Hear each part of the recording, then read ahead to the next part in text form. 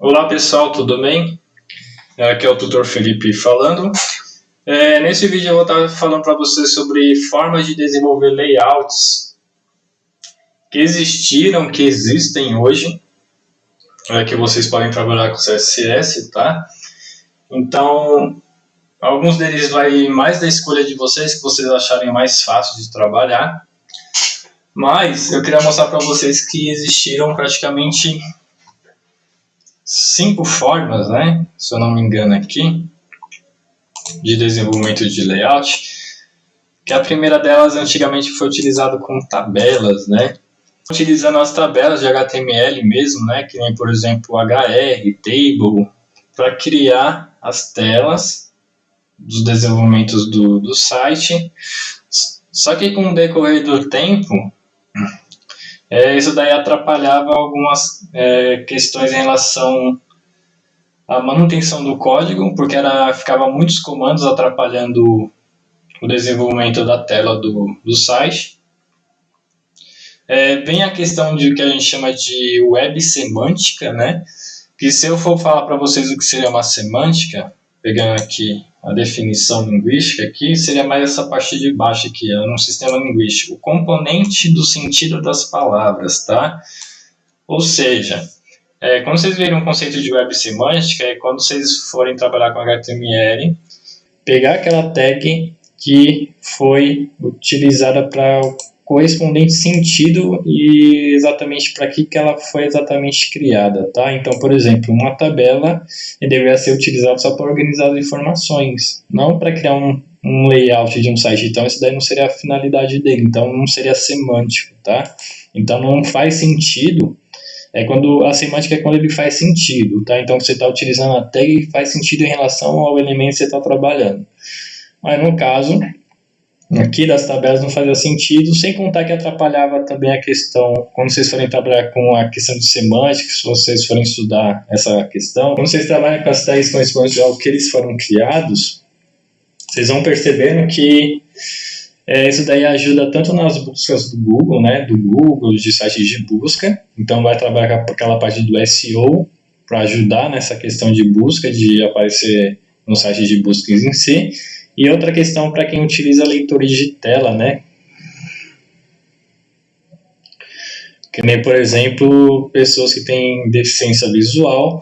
Então, se no caso, como elas utilizam, que utiliza computador utilizar programa de leitor de tela, quando ele for acessar o seu site, o leitor de tela ele vai olhar exatamente as tags correspondentes àquilo, para aquela finalidade que foi exatamente trabalhada, então isso daí facilita também as pessoas que têm deficiência visual.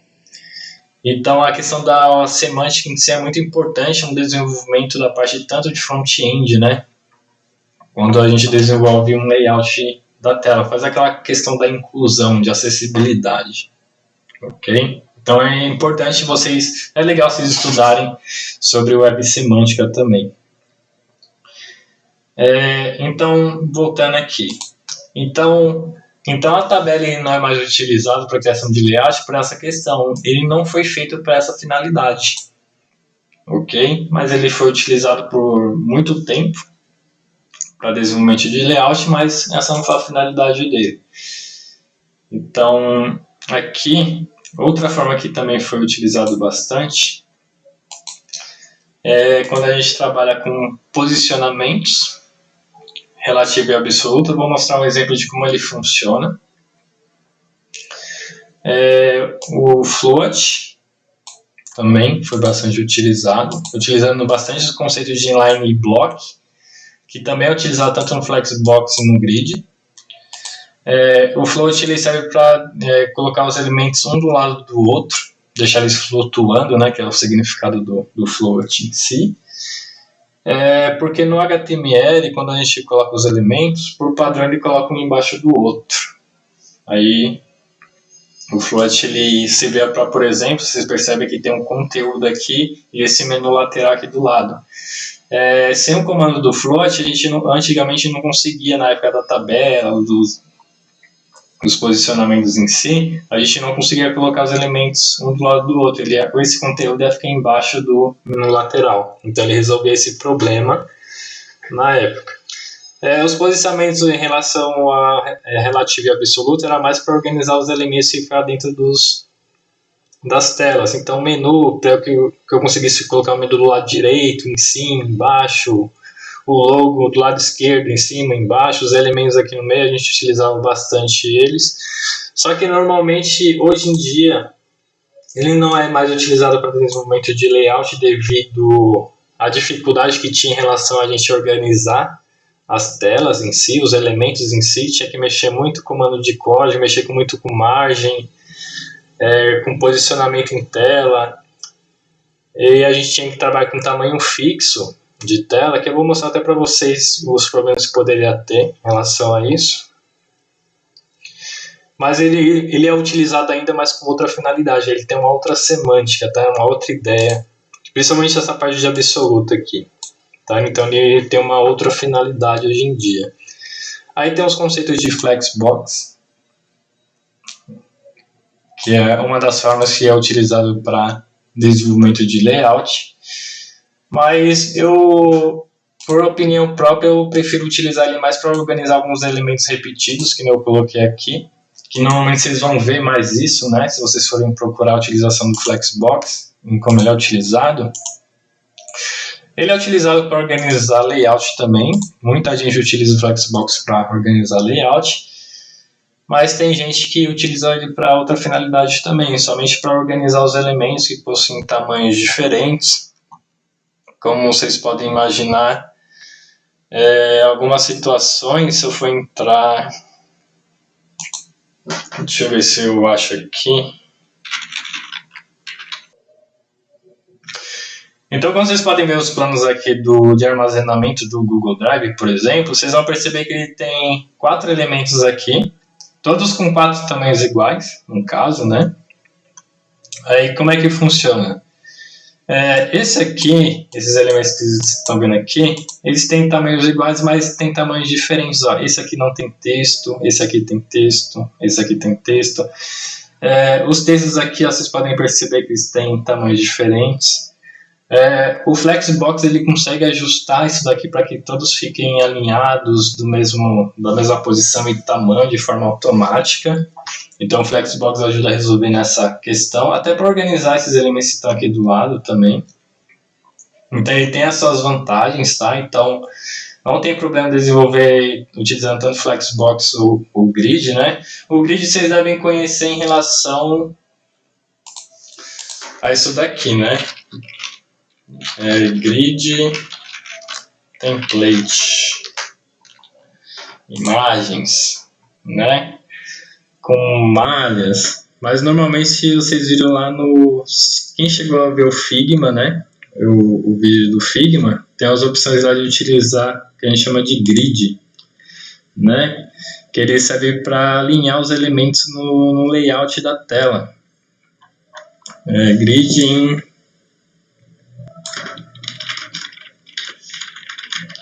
em layout, aqui, por exemplo, tá?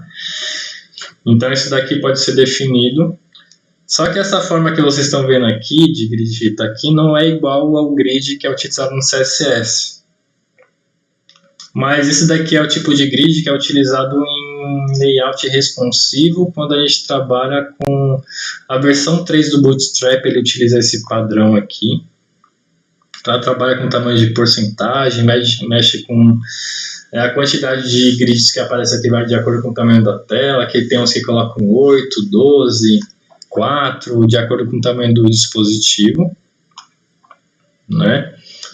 Mas ele trabalha ainda com o conceito de colunas, né? Vocês podem definir a quantidade de colunas que tem para poder organizar os elementos nas telas, por exemplo, para ficar nesse formato que vocês estão vendo aqui, né? Esse formato que vocês estão vendo aqui. Por exemplo, eu consigo organizar aqui. Isso funciona tanto com Flexbox e tanto com Grid, tá? Para organizar esses elementos aqui.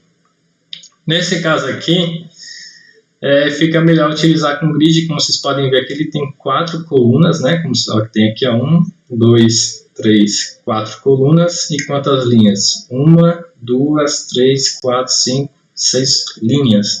Então, nesse caso, o grid ele consegue resolver esse problema aqui. Então, eu vou tentar mostrar alguns exemplos utilizando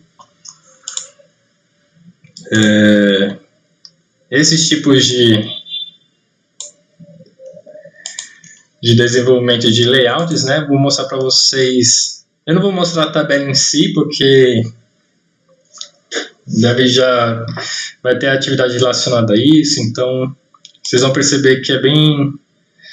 o foco aqui para mim é mais o CSS, então eu teria que criar as tabelas, então isso daqui não é viável fazer, então isso daqui está totalmente descartado, tá, pessoal? Isso daqui não é utilizado no mercado, mas é legal vocês entenderem como funciona aqui o posicionamento, o float, né, o flexbox e o grid.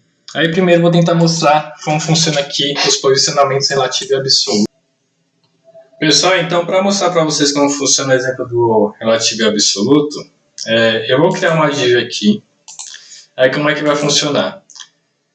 O absoluto ele vai sempre funcionar de acordo com alguma referência, ele sempre vai funcionar de acordo com a referência dele que vai ser o nosso relativo, tá? Então vocês vão entender mais ou menos como funciona, porque quando eu for trabalhar com o posicionamento desses elementos que estão aqui, tanto do P e da foto, vocês vão perceber que eu vou depender mais do relativo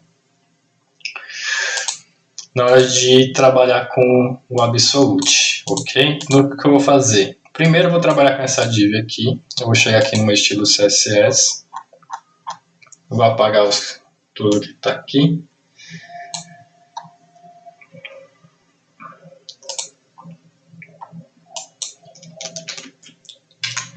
Fazer do zero.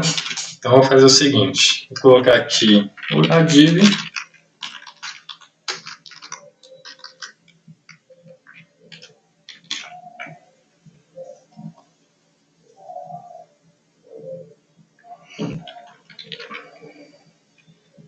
eu vou fazer o seguinte, eu vou definir o position dele. O position dele vai ser do tipo relativo. Eu vou fazer o seguinte, eu vou definir um tamanho para esse div, porque por padrão ele não tem um tamanho fixo. Então eu vou definir uma largura e altura para vocês entenderem como funciona. Altura 500.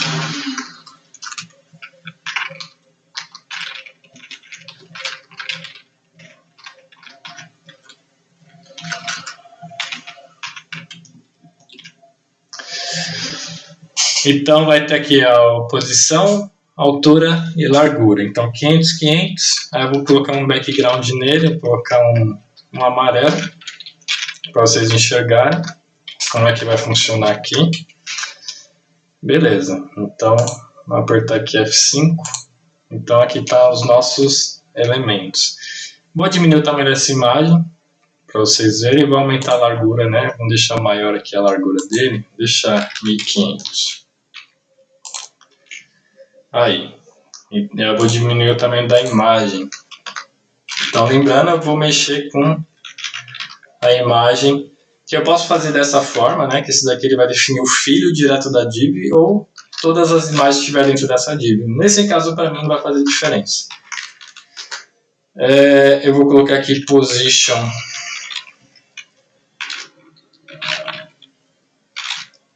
absolute. Mas primeiro eu vou fazer assim, vamos definir a largura e a altura da foto.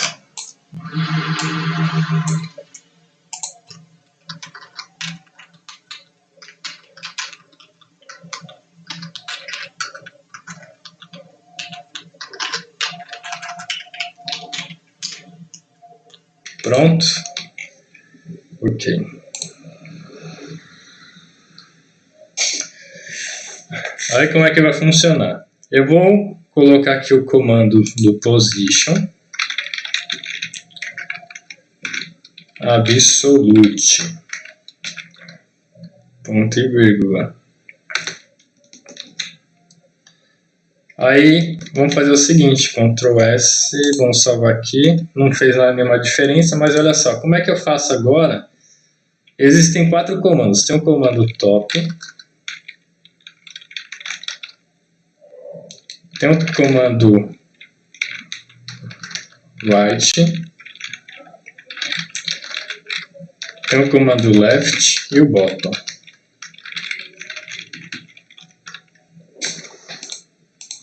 Então esses aqui são os comandos que a gente utiliza, que vai utilizar, para poder fazer a movimentação da nossa imagem.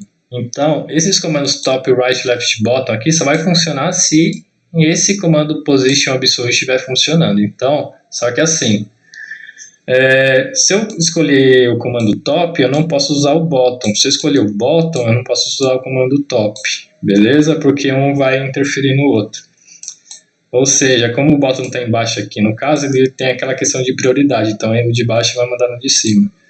Aí, o left só funciona se não tiver o right e vice-versa, tá? Então, eu tenho que escolher um dos dois. Então, se eu pegar aqui o top e o left, então como é que vai funcionar?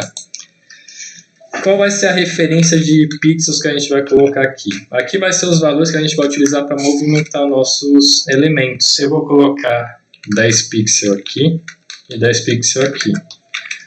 E como é que vai funcionar isso?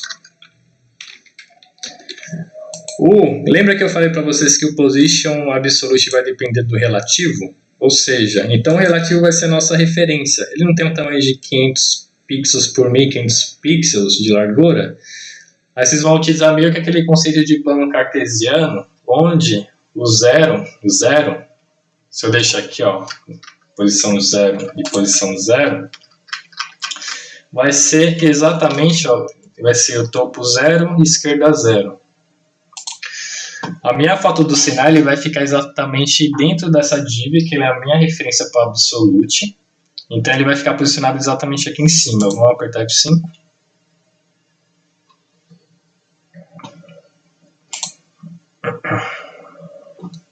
Opa, não funcionou porque aqui é relativo. Beleza. F5 de novo. Aí. Vocês viram que ficou exatamente dentro do nosso elemento. Vocês viram aqui que o absolute, como não funcionou esse comando aqui, se eu não tiver algum ponto de referência, que nem o div que vocês estão vendo aqui, dentro do elemento pi dele, o que vai acontecer? Ele vai utilizar o próprio navegador, a tela do navegador, como referência para poder fazer o absolute e a posição do absolute e do relativo. Do absolute do elemento que eu estiver utilizando position absolute, ok? Então se eu quisesse movimentar aqui 50, aí seria isso, ó. Aí vai movimentando, só que vamos arrumar aqui, eu quero deixar dentro da parte amarela, né? Relativo.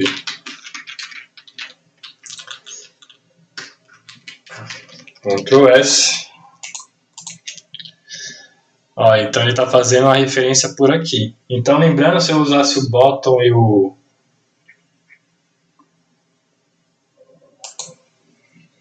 right, bottom, então lembrando, se eu estou usando o bottom, eu não posso usar o top. E se eu estou utilizando o right, eu não posso usar o left, porque um vai anular o outro. Aí vocês vão perceber que ele vai parar aqui, porque ó, o topo é de baixo para cima, então ele vai pegar daqui para cima 50 e da direita para a esquerda 50.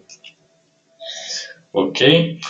Então, assim, esses conceitos de absolute relativo não é mais utilizado para utilizar em layout devido ao problema que hoje em dia a gente tem telas em desktop e mobile e tablet, então a gente tem esse problema. Por quê?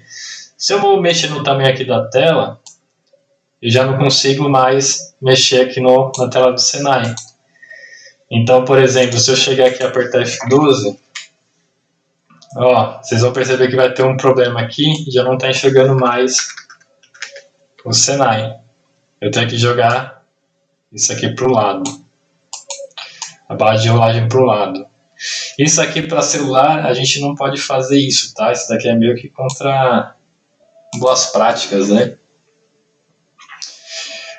Devido a gente trabalha com posições fixas da tela e o tamanho das telas vai mudando de acordo de programa para programa, o relativo e o absolute não é mais utilizado para desenvolvimento de layout devido a isso, tá? Por causa de tamanhos de tela diferentes, e a gente trabalha com tamanhos de telas relativos, né? Não tem de forma fixa.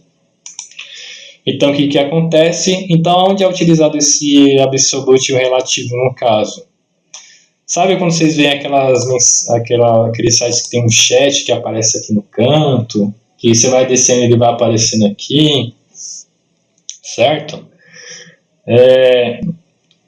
Que ele fica fixo na tela, vocês vai descendo e vai ficando. Tirando o menu né, utiliza outro conceito, tá? Quando vocês veem que o menu desce aqui de acordo com o acompanhamento da tela, mas, por exemplo, vocês veem que aparece aqui um chat aqui no canto,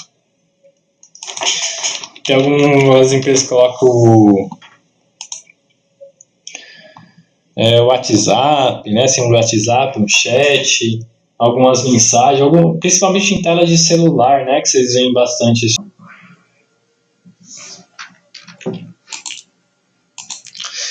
Vamos para o próximo, que é o que a gente chama de float. Tá? Então, o float, como é que vai funcionar? Ele serve para colocar os elementos um do lado do outro. Então, vamos mexer aqui. Eu vou criar uma outra div.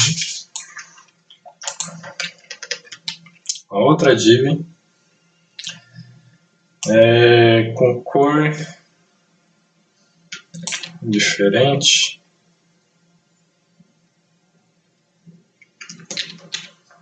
Vou deixar aqui só com texto, deixar o mesmo tamanho. Criar uma classe aqui, vermelho, só para diferenciar o fundo.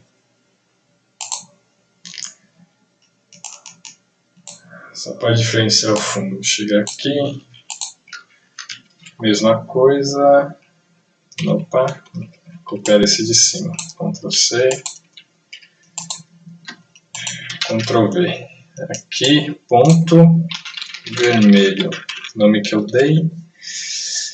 Eu não preciso mais trabalhar com positivo e relativo aqui, mas eu vou remover aqui, vou deixar como estava antes. Ctrl S. Isso aqui vai fugir também. Só precisa só dar altura e largura. Então aqui eu vou deixar red, vermelho. Ctrl S. Tem duas divs. Só que eu vou diminuir o tamanho dessas divs, tá? Vou mexer na largura dele. Deixar com 500.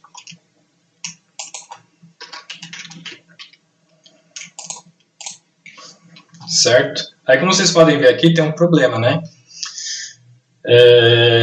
Do objeto que está aparecendo aqui, ele está um do lado do outro, ok? Aí tem aquela questão, uma das soluções que foram criadas para colocar o objeto um do lado do outro foi utilizar o comando float.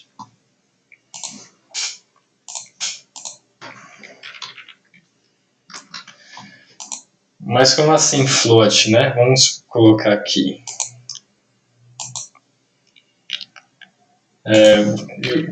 Chega aqui na div, coloca aqui float, coloca aqui left, né? Ctrl S. Aí vocês perceberam que aqui ele ficou um do lado do outro, aqui e aqui. Aí se eu quisesse colocar outro elemento do lado, eu teria que colocar um float nesse aqui também.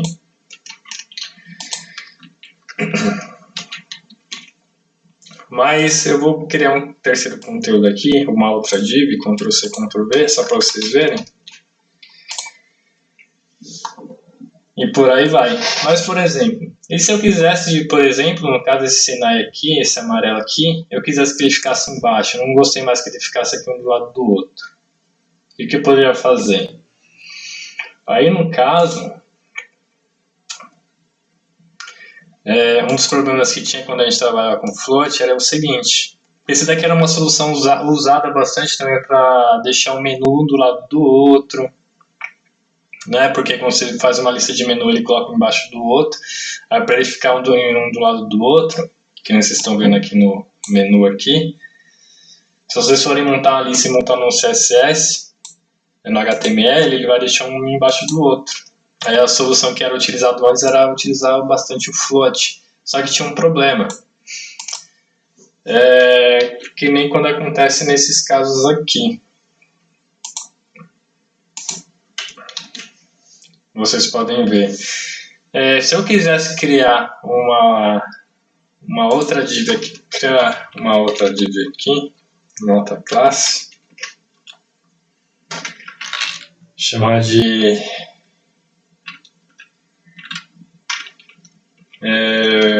parte 3.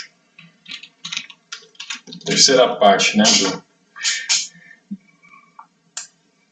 do terceiro elemento. Terceiro, certo? Vou chamar de terceiro. O que a gente faz aqui? Eu poderia chegar aqui, colocar terceiro,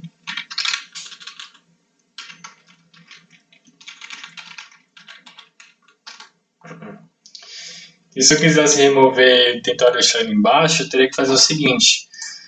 Eu teria que fazer um comando chamado clear e colocar o comando, o valor dele aqui como boss, o bot aqui no caso, para tentar remover os floats que estão do lado direito e do lado esquerdo. Quando conversa, vamos testar aqui. Aí vocês vão perceber que ele está ficando embaixo. Mas qual era o problema disso, né, de trabalhar com float no caso? A gente tinha que ficar lembrando quando é que tinha que ficar removendo e quando é que tinha que ficar tirando, removendo e acrescentando float, remover e acrescentar float. Isso daí dava um problema em relação a layout, né, de manutenção do código, ficar procurando um erro, onde é que está o float determinado. Por exemplo, se eu quisesse agora colocar um terceiro elemento aqui e deixasse o cenário aqui, eu teria que lembrar que eu teria que colocar um elemento aqui do lado e lembrar de colocar o comando clearbot ali, se eu soubesse que esse elemento era antes desse, ou desse vermelho, e se no caso esse daqui for para o lado direito e colocasse um outro elemento aqui embaixo, eu teria que colocar o clear no primeiro elemento que aparecesse aqui. Então tinha essa trabalheira, tá? Tem essa trabalheira de ficar lembrando, colocar float e remover float. Porque toda vez que vocês acrescentam o float aqui, ele sempre vai colocar os elementos do lado direito. Aí não tem como ajustar, porque sempre vai ficar colocando do lado. Aí tem esse problema, né, quando eu utilizava ele para trabalhar com a parte de desenhar layouts. E organizar também os elementos na tela, então tinha bastante coisa. Também tem o conceito de display e inline, né? Tem alguns conceitos que vocês podem ver também, que nem, por exemplo, a div, e tem uma tag chamada span. Tem div e tem span. Vou colocar aqui, span. Os dois têm a mesma finalidade, o span e o div é a mesma coisa, tá? Em relação à funcionalidade aqui no CSS, no HTML. Só que qual a diferença? O div, por padrão, ele é do tipo bloco, né? Ele tem um comando chamado display, né? Existe um comando chamado display. Que o display ele serve para exibir, né? Então tem o display inline, tem o display block e tem vários display também, tá, pessoal? Daquelas mais comuns, quando é bastante utilizado eles, né? E o none. O none, se você não quiser que o elemento apareça, tá? Então esse display none também é muito utilizado. Ele vai sumir com o elemento, ele vai sumir com a imagem, quer ver? Sumir com a imagem. Aí eu vou colocar display block na imagem, né? Como vocês estão vendo aqui. Vou colocar uma imagem do lado da outra, só para vocês verem aqui. Vou colocar duas imagens repetindo aqui. Ctrl C, Ctrl V. Tem um cenário debaixo do outro, beleza. Vou apagar esses daqui. Vamos ver aqui, certo? Se eu quiser mexer lá com a largura de novo, vou aumentar aqui 1500. Por exemplo, quando a gente trabalha com o conceito de bloco, o que acontece? O conceito de bloco ele pega toda a linha da tela do navegador da direita para a esquerda. Tá? Então, por exemplo, eu vou apagar esse daqui, vocês estão vendo?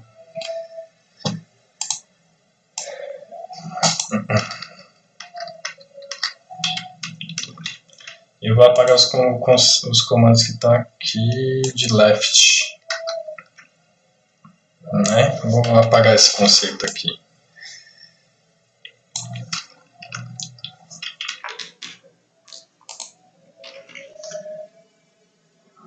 Vou deixar somente as divs, né, para ficar mais fácil de entender. Vamos trabalhar só com as divs. Deixar a div. Ctrl S, deixar duas divs. E um conteúdo qualquer aqui, só para a gente saber que tem um elemento lá dentro. Aí vocês vão perceber o seguinte, quando a gente trabalha com o conceito de bloco, a div por padrão ele tem um display block, tá? Ou seja, ele sempre vai ocupar o máximo de tela possível da esquerda para a direita, tá? Aí vocês vão perceber que quando vocês trabalham com link, o A, né, o link âncora, ele coloca um do lado do outro porque ele tem um conceito chamado de inline. Ele não tenta ocupar os espaços, tá? Então, por exemplo, se eu chegar aqui e trocar o display dos dois, colocar aqui display, agora inline, Ctrl S, vai acontecer isso. Ele vai diminuir completamente o tamanho da imagem que está lá. Ele vai deixar o inline, ele vai ser exatamente o tamanho do conteúdo, tá? O inline ele vai pegar exatamente o tamanho do conteúdo que estiver aqui. Então, como vocês podem ver aqui, mesmo eu definindo a largura e a altura aqui da div, ele vai pegar o tamanho do conteúdo quando a gente trabalha com inline. E, consequentemente, também, por padrão, ele vai deixar todo o conteúdo do lado do outro.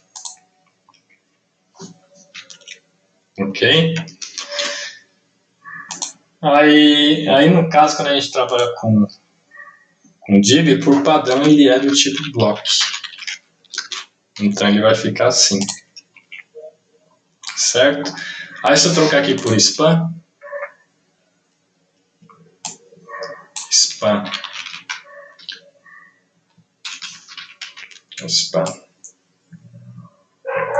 vamos apagar aqui, trocar aqui por span,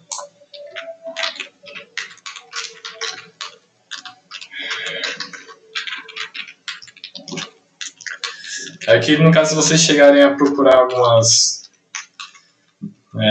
referências, alguns tutoriais, se acabou utilizando span, é para isso que ele funciona, tá? Então, ó, por padrão ele é o contrário do div, tá? Ele é o inverso do div. Então o padrão dele é inline e o display dele eu também posso mudar, colocar ele como block.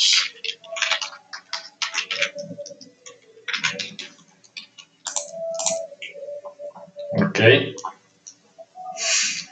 Então tem esse conceito. Só que aquele questão vocês viram que como deixam um do lado do outro, quando a gente trabalha com inline, ele deixa um do lado do outro, mas tem aquela questão. Se eu quisesse deixar uma imagem, um bloco gigante assim, que nem vocês viram ali no exemplo do Google, né? Aí não vai funcionar se vocês trabalharem dessa forma e deixar ele com display inline, porque ele vai mudar a estrutura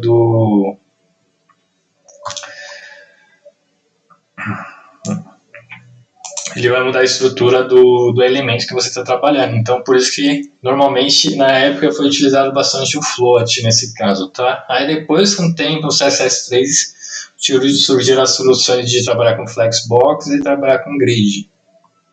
Ok? Aí no próximo vídeo eu vou mostrar para vocês como trabalhar com esses dois aqui.